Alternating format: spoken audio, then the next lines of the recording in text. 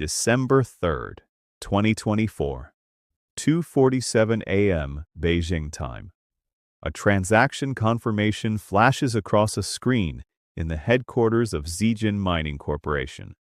$4.03 billion US. Transferred, cleared, executed. The largest single payment in African mining history just moved through the SWIFT system. And while you were asleep, the world you knew stopped existing. Because what happened in those 3 seconds wasn't just a business deal, it was a declaration. China just bought the future, and they paid for it with your money. Let me say that again, slower this time. They used US dollars, printed by the Federal Reserve, to buy the one thing the Federal Reserve can never print: gold. Physical, tangible, real gold, sitting in the ground across 17 African nations. And when that transaction cleared, something fundamental shifted. The West just lost control of the chessboard, and most people don't even know the game started. You've probably never heard that name. That's intentional. While Tesla and Apple dominate your newsfeed, Zijin quietly became the world's second-largest gold mining company. Their chairman, Chen Jing-hei, doesn't do interviews, doesn't appear at Davos, doesn't tweet. He just executes. And on November 12, 2024, he executed the biggest strategic move since Nixon closed the gold window in 1971. Zijin's stock exploded 23.6% in 72 hours. That's $4.7 billion in market cap creation in 3 days. The smart money knows something. The question is, do you? Here's what that $4 billion actually bought. $2.1 billion went to expand the Kamoa-Kakula copper-gold complex in the Democratic Republic of Congo. This is the world's second-largest copper mine and the highest-grade major copper discovery in history. 490,000 ounces of gold produced annually. And now China owns 72% of it. Notice who's not on that list? America, Europe, the World Bank. They're on the outside looking in. $1.3 billion secured complete operational control of the Bulyanhulu gold mine in Tanzania. This mine produced 61.4 tons of gold in 2023 alone. At current prices, that's over $4 billion in gold per year. And here's the kicker. Tanzania just renegotiated their mining contracts in July 2024. The new terms? 50-50 profit sharing. China agreed immediately. Western companies walked away, calling it unfavorable. Translation? Western shareholders wanted 90%.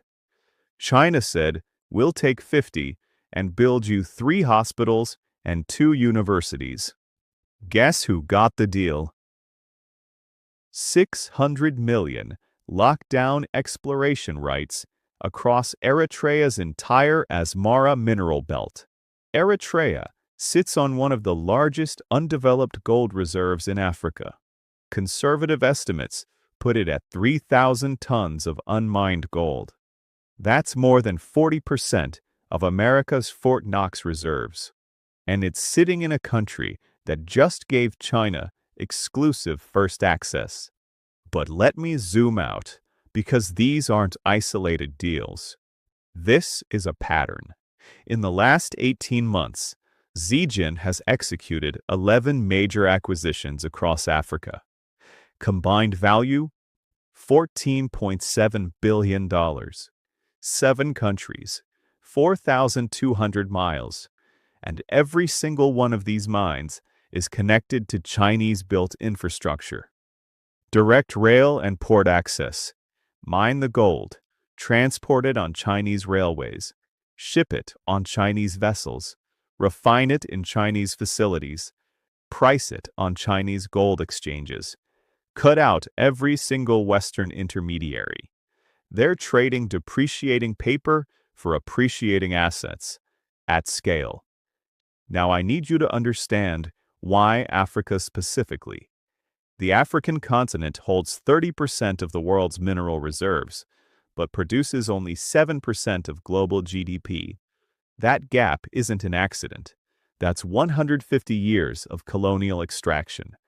Between 1970 and 2020, Africa exported $87 trillion worth of natural resources. In return, Africa received $41 trillion in foreign aid and investment. That's a $46 trillion deficit. That's not trade. That's theft with paperwork. And Africans know this. When a kid in Kinshasa walks past a copper mine that's operated for 60 years and his village still doesn't have electricity, he knows something is wrong. So when China shows up and says, "We'll give you 50% ownership, build your infrastructure, and pay in hard currency," what happens? Africa says yes. Not because they love China, because they're done being robbed by the West. But here's where it gets deeper. This isn't just economics. This is a complete restructuring of global power. The US dollar has been the world's reserve currency since 1944. That status gave America an extraordinary privilege. We could print money, and the world had to accept it because they needed dollars to buy oil, to conduct international trade. That system generated $17 trillion in economic benefit for the United States over 50 years. That's why American living standards have been artificially high. But that system depended on dependency. Countries needed dollars, past tense. Watch what's happening right now. Saudi Arabia, on October 8, 2024, announced they will accept yuan for oil sales to China. That's 17% of global oil trade that no longer requires dollars. Russia conducts 93% of its trade in rubles, yuan, or gold. Iran launched a gold-backed digital currency in March 2024. Venezuela sells oil to China and receives yuan, which they convert to gold on the Shanghai Gold Exchange. The petrodollar isn't dying slowly. It's being systematically dismantled. Here's the math nobody wants to say out loud. The US dollar's share of global reserves was 71% in 1999. Today, 58.4%. That's a 12.6% decline in 25 years. But look at the acceleration. From 1999 to 2010, decline of 3.2%. From 2010 to 2020, decline of 4.1%. From 2020 to 2024, decline of 5.3%. The curve is exponential. And Zijin's $4 billion move? That's gasoline on a fire already burning. Let me show you the historical pattern because this has happened 3 times before. Rome, 301 AD. The empire was bleeding gold to the east for silk and spices they couldn't produce. Emperor Diocletian tried price controls. It failed in 18 months. By 476 AD, Rome collapsed from bankruptcy, not barbarian invasions. The Dutch Republic, 1650 to 1780. Amsterdam was the financial center of the world. Then they stopped producing and started speculating. By 1780, the British pound replaced the guilder. The Dutch never recovered. The British Empire, 1815 to 1944. The pound was king for 129 years. Then World War I happened. By 1931, Britain couldn't pay its debts. On September 21st, they abandoned the gold standard. By 1944, the dollar replaced the pound at Bretton Woods. Now look at America today. $34.1 trillion in national debt. Annual interest payments, $1.1 trillion. more than the entire defense budget. The M2 money supply increased from 7 trillion in 2008 to 21 trillion in 2024. 300% increase. And we're told inflation is only 3.4%? Ground beef that costs $4 in 2020 now costs $9. Rent doubled. That's not 3%. That's systematic currency debasement.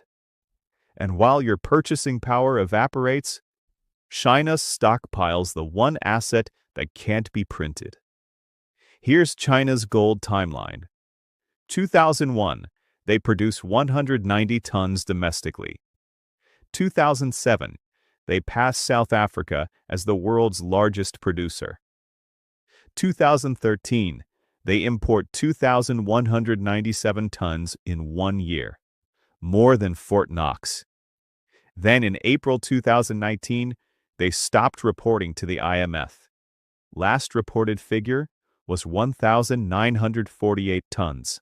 Independent analysts estimate China's current reserves at 6,000 to 8,000 tons, approaching or exceeding U.S. reserves. And remember, U.S. gold hasn't been audited since 1953. Meanwhile, China built the Belt and Road Initiative. 152 countries, $1 trillion in infrastructure, ports, railways, power plants, telecommunications. This isn't charity. This is infrastructure for the post-dollar world. The foundation is already poured. They're just waiting to flip the switch. The Shanghai Gold Exchange now trades more physical gold than London. 2,300 tons of actual metal annually. Compare that to the COMEX in New York. They trade 400 million ounces of paper gold, but only hold 4 million ounces physical. That's 100-to-1 leverage. When confidence breaks, 99 paper contracts will discover there's no gold backing them. China isn't playing that game. Here's what I think happens next. Within 18 to 36 months, China announces a yuan settlement mechanism backed by gold exchange. Not a full gold standard, but a convertibility option. Any central bank holding yuan can exchange them for physical gold at a fixed rate through Shanghai. That creates backing, a reason to hold yuan. The moment that's announced, every central bank faces a choice. Keep holding U.S. Treasury bonds, yielding 4% while losing to inflation, or shift to yuan with gold backing. Even a 10% shift would be catastrophic. $3 trillion exiting U.S. Treasuries. Interest rates spike. The Fed has to choose between letting rates rise, which crashes the economy, or printing more, which accelerates inflation. But let's bring this back to you. Your salary is in dollars. Your savings are in dollars. Your retirement is in dollars. If the dollar loses 30 to 40% of its value over 5 years, your purchasing power gets cut in half. The house you're saving for now costs twice as much. Your retirement requires twice the savings. This isn't abstract theory. This is your life. The people who survive aren't the ones with the most money. They're the ones who see it coming. In 1970, the average home cost $23,000. Gold was $35 per ounce. One house cost 657 ounces of gold. Today, average home costs $420,000. Gold is $2,047 per ounce. One house costs 205 ounces. You need 68% less gold today than 1970. Gold preserved purchasing power across 54 years. Paper dollars didn't. First, 10 to 15% of your wealth should be in physical gold or silver, not ETFs, physical metal. Second, reduce dollar-denominated debt aggressively. Third, Diversify into productive assets. Real estate, land, businesses generating cash flow. Fourth, build skills that retain value. Medical knowledge, engineering, trades. You can't inflate away competence. Fifth, understand this isn't about fear. It's about reality. The global monetary system is changing. You can either prepare or be a victim. Listen to me carefully. Your parents trusted the system, worked 40 years, saved in dollars. Now watch their purchasing power evaporate. You don't have to repeat that mistake. You have information they never had. You have time they don't have left. Use it. Because when this dam breaks, there will be no bailout for the middle class. Only those who prepared and those who didn't. The $4 billion check Zijin wrote wasn't just business. It was a signal. China saying we're done playing by your rules. Africa saying we're done being exploited. The beginning of the end of dollar hegemony. And the people who recognize that signal early, who adapt, who prepare, they survive. The people who ignore it lose everything. I spent 6 months researching this, reading financial statements, analyzing trade data, studying patterns, and I'm telling you, we are living through the most significant financial shift in 80 years. Most people have no idea. They'll wake up one day, see their savings cut in half, and ask, how did this happen? The answer is, it happened slowly, then all at once. We're in the slowly phase now. The all at once is coming. So here's my challenge. Don't just watch and move on. Take action. Today. Write down your financial position. Calculate your exposure. Make a plan. Execute. Because Zijin already executed. China already moved. Africa already chose. The trap is shut. The only question is, are you inside or outside when it springs? The $4 billion gold deal isn't a headline. It's a warning. I've given you the warning. What you do with it is up to you. Don't say nobody told you. You're seeing it right now. Will you act or will you hope? Hope is not a strategy. Action is. Move now, before the exit closes completely, because it's closing fast. And time is the one asset you can never get back.